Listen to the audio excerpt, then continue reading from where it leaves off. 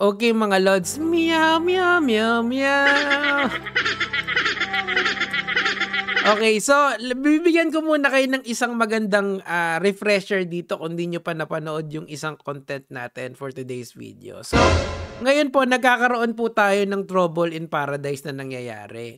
Papakita ko lang sa inyo yung video na kung saan si Banat Bay ay pinupuri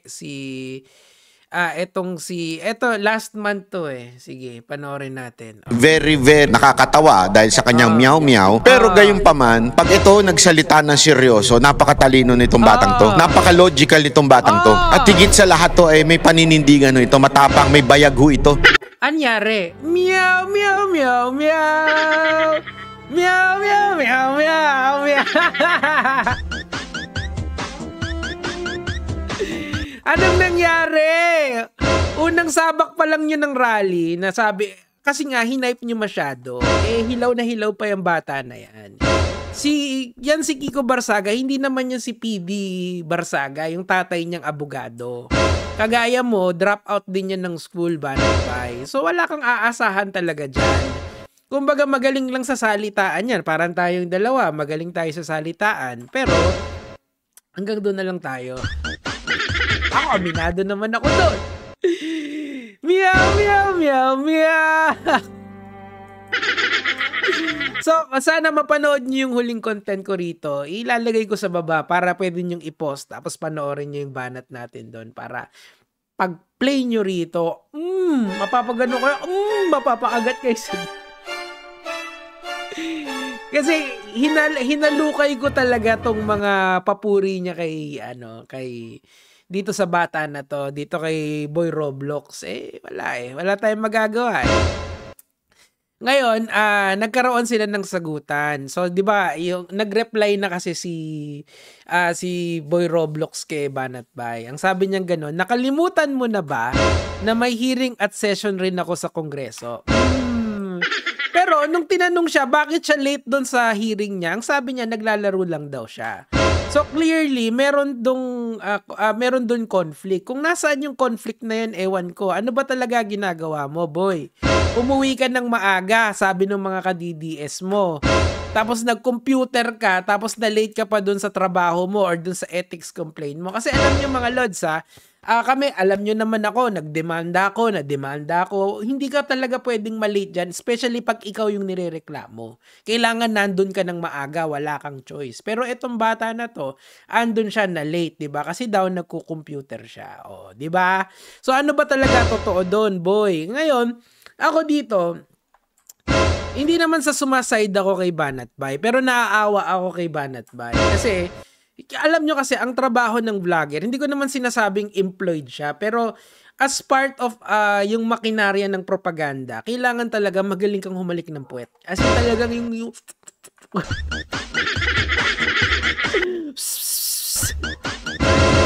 yung paghalik mo yung talagang paghalik sa tiwa sa puwet, yung talagang talaga, simut sarap talaga.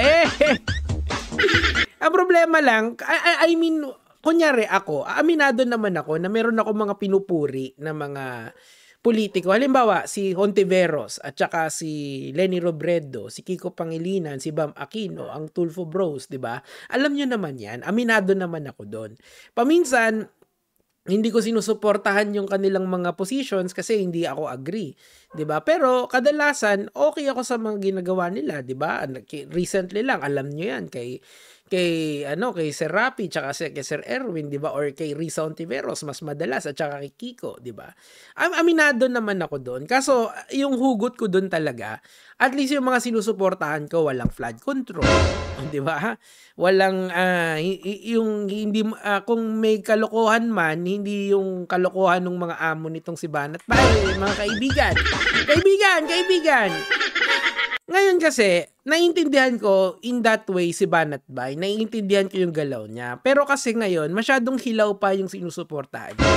They are expecting so much dito kay Barsaga.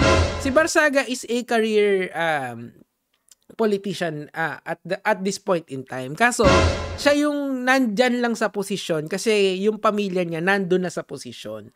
Siya ay produkto ng political nepotism at saka produkto, direct product of a political dynasty sa Etivac. 'Di ba? Alam naman nating lahat 'yon. So wala pa siyang in his own right, wala pa siyang napapatunayan. Unlike si Vico Soto, kung saan lagi nilang kinukumpira itong bata na to, si Vico kasi may napatunayan na. Outside of being pamangkin ni Tito Sen, 'di ba? Outside of being anak ni Vic Soto, meron na siyang napatunayan sa sarili niya. 'Di ba? Nakita nating lahat 'yon, saksi ka at saksi ako. Ngayon, ito yung nakakaawa dito kay Banat Bay, na parang naipit siya. He expected so much more. At least lang tumayong parang leader lang doon, makipagkulitan doon hanggang magdamag. 'Di ba? Wala namang problema doon eh. Kasi yung mga nandun, yung mga DDS na nandun, uuwi yun sa bahay na hindi maganda. Siya, pag uwi niya sa bahay, may lutong pagkain, may aircon and all of that. 'Di ba? Walang problema. So, naiintindihan ko in that way si Banat Bay, naaawa ako sa kanya. Tapos, eto pa yung sagot. Sabing ganun, hindi ako full-time vlogger katulad mo. Aray ko! Aray ko! Aray ko! Ay, mali! Aray ko! Meow. Kayo na lang ang mag-rally dyan sa susunod kung gusto nyo hanggang madaling araw. Aray ko talaga, Ang sakit naman, dude. Matapos niyang halik-halikan yung puwet ni Kiko Barsaga, parang sinipa siya, parang aso. Yan ang tinatawag na ungrateful. Humanap na kasi kayo ng iba. Marami naman dyan yung talagang amoy hindi kasi siguro kasi popular ni Kiko Barsaga, pero maghanap kayo ng bago. Yung talagang maaasahan nyo, yung titindig, yung parang may tenacity ni Trillanes o kaya tenacity ni De Lima na mas bata, 'di ba? Kasi yung dalawang Mamat Allen na yun, talagang hanggang dulo ng walang hanggan yun. Hanggang sa dulo ng Ang sakit talaga, Banat Bay. Ang sakit. Teka, pakinggan natin yung paghalik niya sa tiwa ni Barsaga. Hindi katulad nung iba, pasensya na, hindi ko na lang papangalanan. Meron kasing mga tinitingnan na bayani ang mga Pinklawan na nung una anti-corruption, yung pala anti-diskaya lang.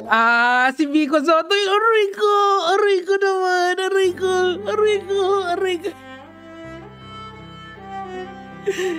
Aray ko, kita mo, ang yabang na yabang pa sa sarili niya.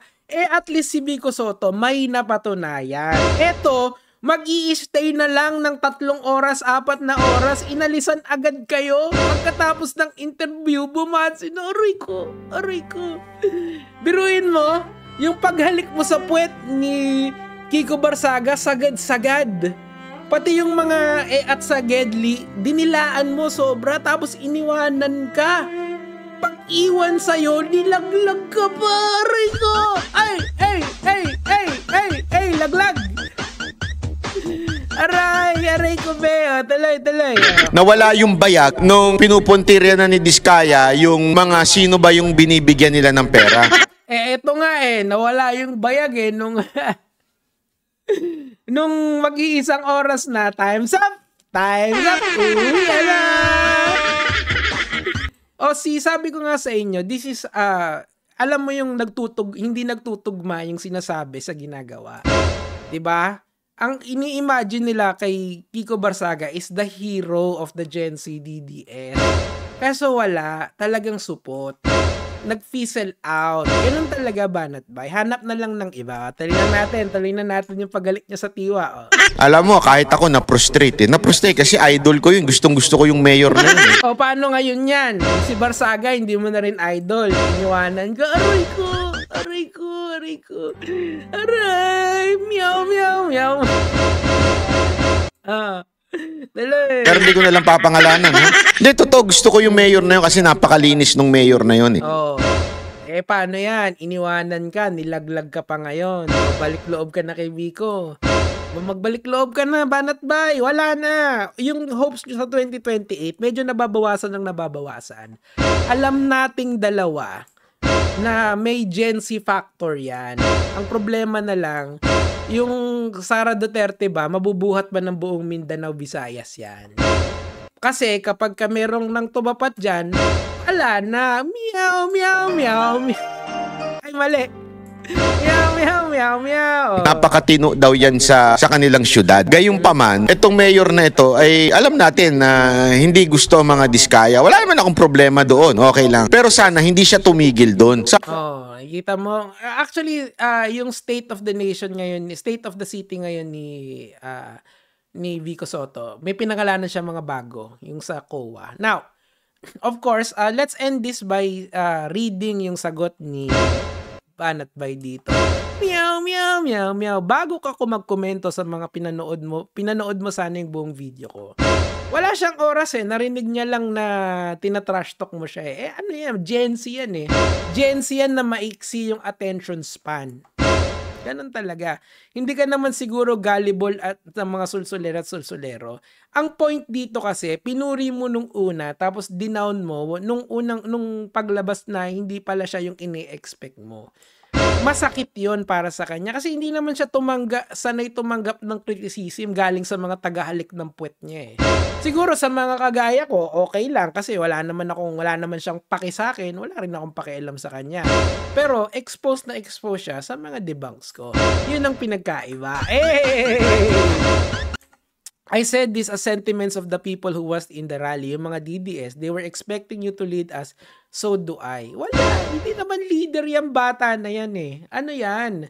Produkto ng nepotism yan. Produkto ng political dynasty yan. Kaya nandyan yan. Do not expect him to carry the intensity of his father. He is so far away, far removed. Doon pa lang sa academic achievements alam mo nang pulpul yung bata na yan Alam mo lang na hanggang salita lang yan. Magaling magsalita, sure. Tayong dalawa rin naman, Banat Bay, magaling tayong dumaldal Pero hanggang doon na lang. 'Di ba? Don't just watch a clip so you don't understand more of the context. Alam mo bakit? Kumbaga ganito, Banat Bay, kung may peking order ito, mas mataas sa'yo si Kiko Barsaga. Okay? Kasi siya yung leader nyo Bakit mo naman siya pagsasabihan? Gets mo ba? Hindi pwede yun. Yung tatay nga, walang nagawa. Ikaw pa kaya? This is constructive criticism sa'yo. Kung mature ka, you will take it. But if you're not, para mong nakinonfirm yung accusation ng mga tao sa'yo na hindi ko pinaniwalaan. O ngayon, sorry to break it to you, Banat Bay. This kid is a loser. Kaya nga Roblox player lang yan di ba? Dota. Baka hindi pa nga marunong mag-Dota yan O di ba? Inunan niya pa yung pagko-computer niya kaysa yung sa paninindigan niya. How can you trust him with the banner of mga DDS? Wag lang kasi kayong tumingin sa kasikatan at ingay sa internet. Tingnan niyo yung paninindigan. He is nowhere near to someone like Diokno, De Lima, or even Trillanes, yung mga nasa kabilang aisle. Kasi yung mga may paninindigan yon hanggang kulungan. Eto sinasabi niya lang yan. Di ba? Unang-unang umalis. Last to come, first to go. Di ba? By the way, na-disappoint lang naman ako sa mga taong naririnig nila yung interview mo na umuwi ka at nag-video games ka lang. Kaya ka na-late sa hearing nyo. Sa'yo nang galing yan. At kinalulungkot ng mga taong napunta sa rally. Sana makinig ka. Hindi makikinig sa inyo yan. Alam nyo yung kasabihan na born with a silver spoon in his mouth. Ganun talaga, spoiled brat 'Di ba? Pag birthday, maraming salapi galing kay daddy. Alam kong ikaw at ako, Banat Bay, kahit papano, yung mga magulang natin, hindi tayo binibigyan ng ganong salapi. Sigurado ko naman, miski abogado yung tatay mo, hindi ka nun binibigyan ng luho kagaya nitong bata na to. Itong bata na to, lumaki to sa layaw. Laki sa layaw, flap. Flap? Forbes flap? So, ganito na lang. Ako, bibigyan ko ng advice yung si Kiko Barsaga. Coming from a former teacher and a former educator, kung ako sa'yo, Barsaga, bumalik ka na lang sa eskwela. Stop this political nonsense na to. Kasi you do not deserve the power that is being given to you. The best way that you can do this is go back to school study at mag-Roblox ka na lang kasi doon ka lang naman yata magaling. Yun lang naman po yung sa akin for today. Gege mga lods. Last. Meow, meow, meow, meow.